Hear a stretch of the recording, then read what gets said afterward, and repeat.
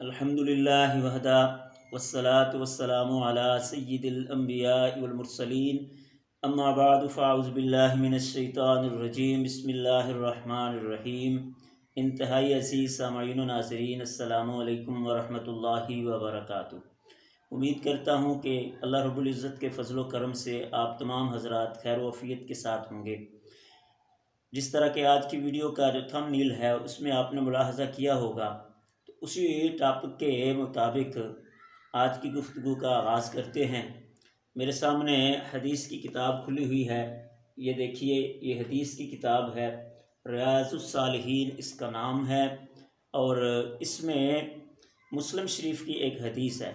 امام الانبیاء خاتم المرسلین جناب محمد مصطفیٰ صلی اللہ تعالی علیہ وسلم، سچوں کے سردار کے جن کی بات میں شک و شبہ کی گنجائش ہی نہیں، اللہ کے پیارے حبیب فرماتے ہیں کہ ان ابی ہریرہ رضی اللہ تعالی عنہ، ابو ہریرہ رضی اللہ تعالی عنہ نقل کرتے ہیں، قال رسول اللہ صلی اللہ علیہ وسلم، کہ اللہ کے رسول صلی اللہ علیہ وسلم نے ارشاد فرمایا، لِأَنْ أَقُولَ سُبْحَانَ اللَّهِ وَالْحَمْدُ لِلَّهِ وَلَا إِلَٰهَ إِلَّا اللَّهُ وَاللَّهُ أَكْبَرُ، کہ مجھے یہ کہنا سبحان اللہ، الحمدللہ، لا الہ الا اللہ، اللہ اکبر، احب الیہ، زیادہ محبوب ہے، یعنی ان کلمات کا کہنا میرے نزدیک زیادہ محبوب ہے، زیادہ پسندیدہ ہے، زیادہ فیورٹ ہے،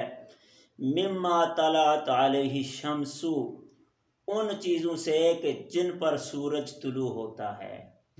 اور یہ امام الانبیاء کا یہ جملہ جو ہے مما طلعت علیہ الشمس، یہ قیامت تک آنے والی تمام نئی ایجادات کو بھی کیا ہے شامل ہو گیا، کہ سورج قیامت تک طلوع ہوتا رہے گا، قیامت تک جو نئی ایجادات آتی رہیں گی۔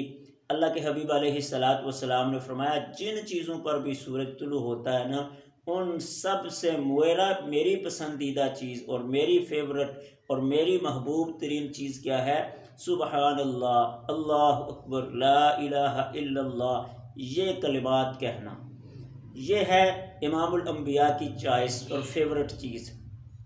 اب یہاں پر یہ مسئلہ بھی سمجھ لیجئے، اس دنیا کے اندر جتنی بھی چیزیں ہیں، یہ گھر ہے، کوٹھی ہے، کار ہے، بنگلہ ہے، بیوی ہے، مال ہے، دولت ہے، ان کا حاصل کرنا یہ منع نہیں ہے۔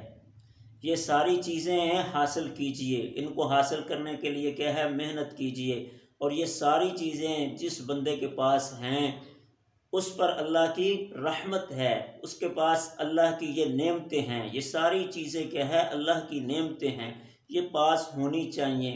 اور جب پاس ہوں تو ان سب کے حقوق بھی اللہ نے بیان کیے ہیں۔ گھر کے حقوق کیا ہیں، سواری کے حقوق کیا ہیں، مال دیا ہے اللہ نے تو اس کے حقوق کیا ہیں، پھر ان کے حقوق بھی پورے کرنے چاہیے۔ اگر ہم یہ حقوق پورے کر رہے ہیں تو یہ ساری چیزیں اللہ کی نعمت ہے، اور اگر ہم ان حقوق کو پورا نہیں کر رہے تو یہ ساری چیزیں ہمارے لیے وبال جان ہیں، یہ ہمارے لیے کیا ہے؟ آخرت کے اندر وبال بن سکتی ہیں۔